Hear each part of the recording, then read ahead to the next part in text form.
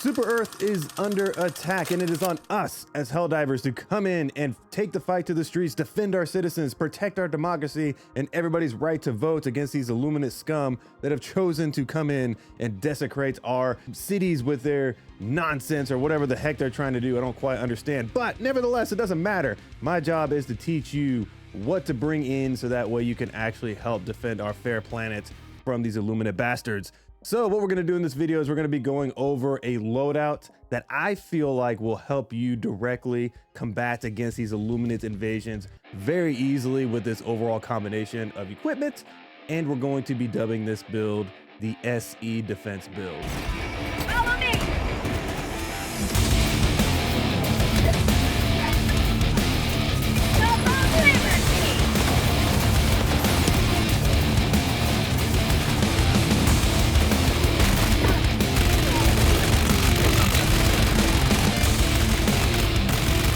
One thing to note up front before we dive into the build and all of its elements is that this particular build is not designed for that repel invasion fleet mission. That requires a whole host of different things. You have to destroy 60 warp ships in a set amount of time, and we need things that destroy them very quickly, and this is not that type of loadout. However, I am coming up with a loadout that will help you against that because I found one that actually works really well, exploiting a couple of things that I'm not sure if they're going to stay like that. But anyways, we'll talk about that at a later date. Our crowd control option is going to be the gas strike. So the gas strike is great because of the fact that it not only deals damage over time, but it applies a confusion effect to the various enemies on the battlefield. So what's going to happen is when we pair it with one of our options later on in the video, is going to provide this amazing damage over time effect, confusion nonsense. It's going to be a complete masterpiece of chaos. But talking about the gas strike more specifically, this is a quick hitting strike, so it's going to hit instantly depending on the ship's orientation, which is something I want to mention in just a moment. But it's going to leave a 15-second glass cloud with a 20-meter radius, which is huge. And then it's also going to deal 25 damage per second. And again, it's going to be having this lingering gas effect that's going to be confusing the enemies. Now, it doesn't work when the flesh mobs are in rampage mode or the berserk mode, if you want to call it that. So that's one thing to keep in mind. And it's not as effective against the overseers, but in terms of voteless, it's going to clear them out very well. And it will work on those flesh mobs if it catches them before they go into a little berserk mode. Now, one thing to understand about the gas strike is that as long as they're in the gas strike, the effects of the gas are going to keep reapplying. But if they leave the gas strike for whatever reason, it's actually going to wear off after about 2 to 3 seconds. So that's just something to understand with how it works. The best part about the gas strike and the reason why I'm suggesting that you bring it in is because of the fact that it only has a 64-second cooldown with all the ship upgrades. It is back so fast. You're going to be able to use it a lot during your dives. And again, it's going to be something that you're going to have quite frequently for you to be able to use. The two ways I like to use the gas strike is either as an engagement starter or a way to get away at various times. So the way I like to use it as a starter, so for example, let's just say there's a large pack of enemies. I will throw it toward them, and let's just say this pack of enemies has voteless, flesh mobs, and overseers, for an example. Basically, what's going to happen is because the flesh mobs haven't engaged in their berserk mode yet, they're actually going to be confused by the gas strike. And then a lot of times the overseers will as well. And because of the damage over time effect, the voteless will start dying quickly. And if you throw in your grenade options or if you start doing in damage, it's going to kill them very quickly. So it's going to be a way to get rid of a lot of enemies at once, which is really nice. The other way is, let's just say there's some warp ships that come in, there's a reinforcement called in. You can see that, oh my gosh, there's a lot of enemies coming at once. You're just going to throw this down at your feet and you can actually get away from a whole lot of enemies at once, and you can heal through the overall damage effect if you are being damaged by the cloud of gas if it happens to come in right when you're in it. So that's going to be one way to do it as well, because that gives you a moment to at least breathe and be able to react whenever you are dealing with an overwhelming situation as well. Now, one thing to note with the gas strike and pretty much any orbital within the game is that if your ship is out of position, and you'll see it marked in the sky now, which is pretty cool overall when you're in these mega cities, it will need to reposition in order to be in position to be able to apply the strike. So let's just say you've moved around and cycled around a building. The destroyer will need to rotate back around the building to be able to provide the strike. So it may take upwards of even 18 to 20 seconds to be able to reposition. Now that's just something small to keep in mind. It's not really much you can do about it, and it's going to just apply to any orbital within the game. So just something you got to work around whenever you're dealing with the gas strike. Jumping into our support option, we are bringing in the supply pack. Now the supply pack is great because it's going to be basically a mini resupply at all times on the go on our back, which is amazing. We can resupply ourselves. We can resupply our teammates, so it's going to be very, very good for you whenever you actually are running it. The big difference between these mega city biomes versus the other urban biomes that we've been dealing with is the fact that it's so spread out and there are supplies very similar to those urban biomes, but it just feels like they're more scattered and sometimes they're more isolated depending on the map. Like I found huge clusters of them at the bottom of the map for some reason, and there's not more spread out around the map. So that's the reason why I'm bringing in the supply pack, because yes, you can use those scattered resources as well, but the main thing is I want to ensure that I have supplies on the go, because I feel like I'm running out of so many resources when I'm fighting this new Illuminate strain, because it definitely feels like there's more of an overwhelming force of them on Super Earth right now. Jumping into the damage section, we have a lot of damage options for this build. So the first one is going to be the Knight SMG, and I am going to give you an alternative to the Knight because I understand that it is locked behind a paywall, but I've been using it a lot and I wanted to make sure that I talked about it because it is a really, really good weapon if you happen to get your hands on it. So the reason why the Knight is so good is because it's basically a pocket stalwart on the go. It shoots very fast, it's one-handed, has a fast reload, has a huge magazine. Overall, it's just an absolute beast. It's just a freaking really, really good weapon, and I've been thoroughly enjoying it versus the Illuminate. With weapon customization, we've been able to fix the issues with the Knight SMG, which is why I'm suggesting it as an option for you, because one of the biggest issues was that recoil. It was very difficult to manage. You'd have to burst fire, use it in burst mode, or even just tap fire it, which you still need to tap fire it a bit. But the main thing is that you can actually go full auto at any time you want and still hit the majority of your shots, if not all of them, depending on how accurate you are with it. Going over some of the base stats for the Knight SMG first. So the damage profile of it is going to be 70 damage per bullet.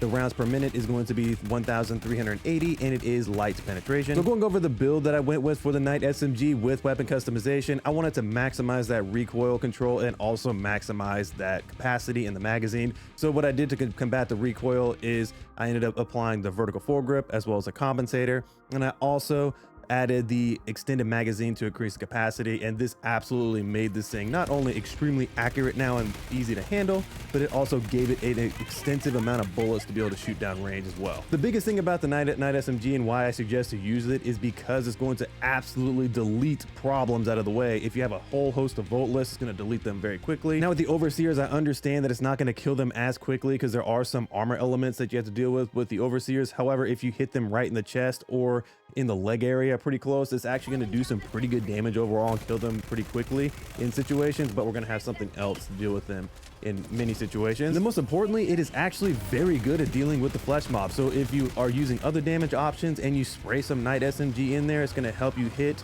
that 6,000 damage pool very quickly. Now, because it is light pen and not a very durable weapon, it's not going to do a ton of damage, but if the flesh mob is literally about to die, you can just spray this thing at it and it will finish it off. It's very nice overall. Overall, with weapon customization and the fact that this thing has basically become like a pocket stalwart, this thing is absolutely incredible for being able to deal with many different situations against the Illuminate. Now, I do understand that the Knight is locked behind that paywall because you have to have the Super Citizen version of the game, and you can still buy it if you want to by going in Steam. You just have to do a workaround to get to it, but again, I understand it is expensive, so most people will not buy it. But I'm going to give you another option as well, and you can use whatever primary you want with this build. It doesn't really matter. But the main one is that the Scorcher would be a good replacement because the Scorcher is an immediate delete button against many of the situations against the Illuminate as well. So the Scorcher deals 200 damage per shot at medium pen with some great splash damage. You're going to be able to kill multiple boatless at once if you shoot into a pack of them. It's going to be great against the Overseers. It's one of the best weapons in the game against the Overseers. And it's also going to do incredible damage against the flesh mobs as well. The big thing with it is the fact that we are limited on the ammo, and that's one of the things about it. So that's one thing to understand, and that's why we're bringing the supply pack, and we're also going to be bringing in a passive that's going to help with that. So really, I feel like if you don't want to bring in the Knight, the Scorcher is also a great alternative. As for weapon customization, the attachments I would recommend is the vertical foregrip, and you can also use whatever sighting option you want because I feel like the ergonomics are fine. You don't really need to go to that iron sight. So I would honestly suggest, because of the way this weapon works, you keep some sort of scoping option on the Scorcher. But overall, Scorcher is an absolute fantastic Illuminate weapon, so if you don't want to run the Knight, this is a good option as well. Next up in the damage category is going to be the laser cannon. So the laser cannon is probably the most effective and the most efficient tool to use against the Illuminate within the game. Now, you have other things like the scythe, but seriously, the laser cannon is even more efficient and more effective than even that. With the most recent buffs to fire damage over time, the laser cannon has indirectly received a massive buff, and all laser weapons have received a massive buff because they're going to apply a fire dot over time as they are doing persistent damage to an enemy. The larger the enemy, the longer it takes for this fire damage over time effect to occur. However, when it does occur, if the enemy is a more beefier enemy, like a harvester or even a flesh mob in this case, they're going to set on fire and they're going to take more damage than the other units would. So which is going to make this weapon even more powerful on top of its raw damage over time. So the raw damage over time that the laser cannon does is 350 damage per second at heavy pen. So it's going to absolutely do massive work against those overseers, against those harvesters, and against those flesh mobs. So again, one thing I love to do is I love to hit those enemies with that gas strike and then start shooting that laser cannon at the various heavier units. It will absolutely delete flesh mobs very quickly. It will take out overseers in seconds, especially if you shoot them in the head, because their head is the lowest health pool, but they do have medium armor plating on their heads, so that's something to keep in mind. But this thing will just cut right through that very easily. When you're taking on the harvesters, this thing is not going to be great at taking out the shields unless they're already damaged. It's going to take way too long. However, what you can do is you can use your primary options, as I mentioned before, to take out the shields very quickly, and then just start shooting that joint area, and it will die in around 10 to 12 seconds or so. Now you can actually shoot little shield things that activate the shield relay things on its face, and that way it can't recover its shield, which makes it even easier because it actually will damage that. But the main thing is that you want to shoot that joint area and they will die super quickly overall. So the laser cannon is going to be one of our primary ways of dealing with the flesh mobs. So basically you're going to shoot them directly with this. You don't have to worry about shooting all the faces. The way the flesh mobs work, and this was explained by Aravind and several other creators as well, is that it doesn't really matter where you shoot them because they don't have any armor. They are more durable in some areas, and I don't have the full breakdown in front of me, but if you shoot them basically directly in the chest with the laser cannon and some of your other damage options as well, they're going to die pretty quickly. Basically, you have to hit a 6,000 damage threshold and they'll just die. It doesn't matter where you shoot them, how you shoot them. You just got to deal as much damage with as many high durable things in the game, and you'll be killing them very quickly, which the laser cannon is a high durable damage weapon. So it's going to absolutely eviscerate those over time on top of the burning damage that it applies to them as well. And then lastly, this thing is also very, very good at taking out those stingrays within seconds. So if you just shoot those little stingray ships as they're coming in, they'll just die really quickly from this thing. So overall, I absolutely love the freaking laser cannon right now against the Illuminate. All right, so next up for our damage section is going to be our secret pocket nuke and our new pocket nuke, which is the pyrotech grenade. So I can't take credit for this. Thick Fillet did all the work on figuring out how this grenade works in terms of working with other people and things like that. So I'm not gonna take the credit for this. So shout out to him, and I'll give him another shout out at the end of the section. But this is slowly becoming one of my favorite grenades in the game. And honestly, I think it's one of the most dominant grenades in the game for a wide variety of reasons. You just have to use it correctly, and it takes practice. So the base damage of the grenade is 50 damage at medium pen, which is not a big deal. It's really nothing to cry about. So where the real damage of this grenade comes within those flares as they're coming out of the grenade. So those are going to deal 20 damage per second at AP5, and they're going to hit 9 times per second for 3 seconds. So basically how the math works is this thing is going to be dealing 540 damage per second to any enemy that is caught within these flares at AP5. This is going to absolutely shred harvesters. This is going to shred flesh mobs. This is going to shred overseers. It does not matter. I saw Thick Fillet and a host of other creators using this against the factory striders and killing them within seconds from the leg. This thing is a beast right now. It is so freaking good.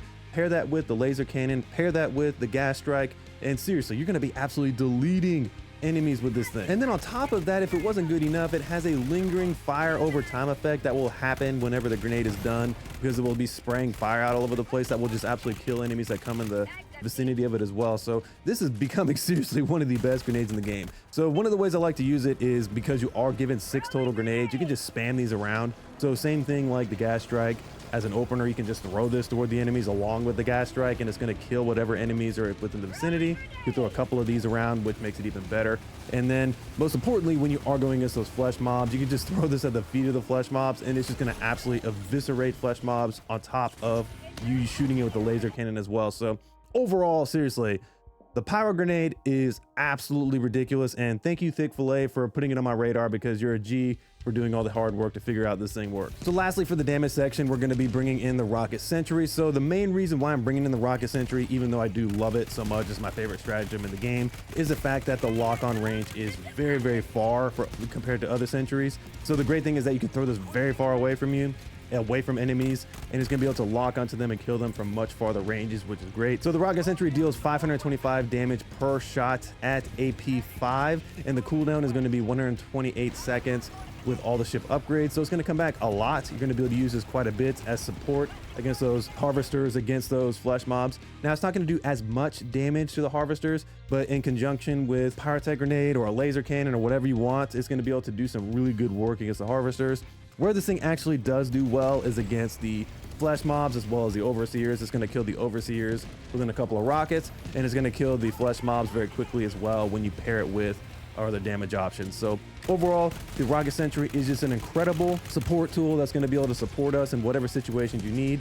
And again, the best way to use it is to put it in open, elevated spaces where possible, and as far away from you as possible, because there are many situations where flanking can happen. And a lot of times the flankings don't happen from a great distance away. So being able to get this thing in some good position farther away from enemies is going to make this thing do even more damage to the enemies. So as for our objective tool, we're going to be bringing in the grenade pistol. This is primarily here to help deal with the warp ship, so that way we don't have to waste our pyro grenades. So essentially, when we're going to bring down the shields with whatever our primary option is and just shoot this in to be able to destroy those warp ship bases. So pretty self-explanatory here. And then lastly, for our armor passive, we're going to be bringing in Siege Ready, because what Super Earth defense build will be complete without the Siege Ready armor passive? This is going to be the best themed outfit we could wear, plus the armor passive is freaking awesome. So the primary reason why I like Siege Ready is to be able to benefit our Knight SMG, because it gives us 30% extra reload speed, as well as it gives us 20% backup magazines. This does affect the grenade pistol as well as a laser cannon, so just understand that. The main reason why I like Siege Ready for the Knight is because when we add all these customization options, it does mess with our stats quite a bit.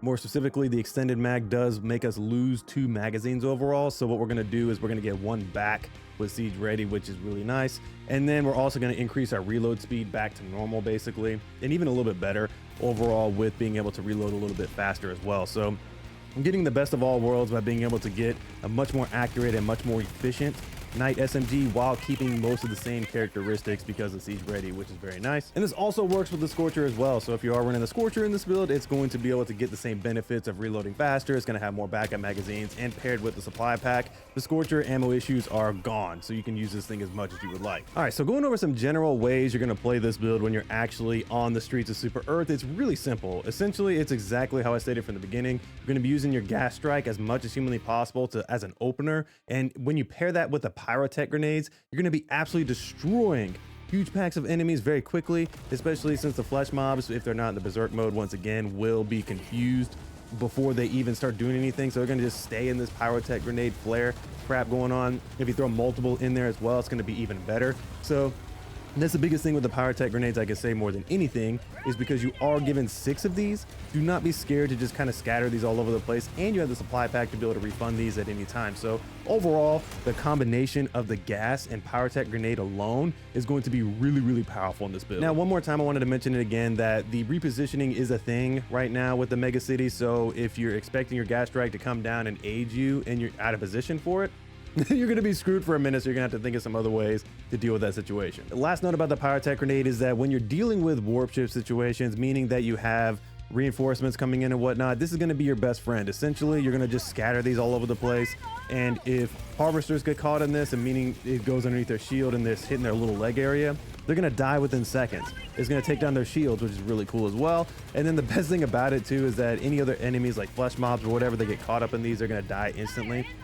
This is basically trivialized a lot of the reinforcement situations. If you use it well, you pair it with the gas strike, you're shooting the laser in there, these things become a 0 problem, which is very cool overall. And I forgot to even mention the Rocket Sentry. If you have this thing placed already and it's already shooting in as well, is bye-bye. I mean, these things are gonna go away so friggin' fast. Other than that, you're outfitted with literally everything you need to be able to deal with whatever encounter you're dealing with in the Illuminate front. You have Siege Ready to be able to help you with your Knight SMG to keep you going. You have Supply Pack to be able to keep you resupplied with stims, with grenades, with whatever you need. And you also have the Laser Cannon to be able to deal with Overseers very easily, because this takes them right out of the sky. It's gonna take out those Stingrays as well, and it's just gonna be an overall workhorse for you. Now, the one thing I will suggest, because you are getting Siege Ready and you have a Supply Pack, don't be scared to let this Laser Cannon overheat if you absolutely need it to. Now, the goal is that you want to take advantage of that unlimited ammo as much as possible, because it does take a minute to reload it. But the main thing is that if you have to go to that overheat, it's not as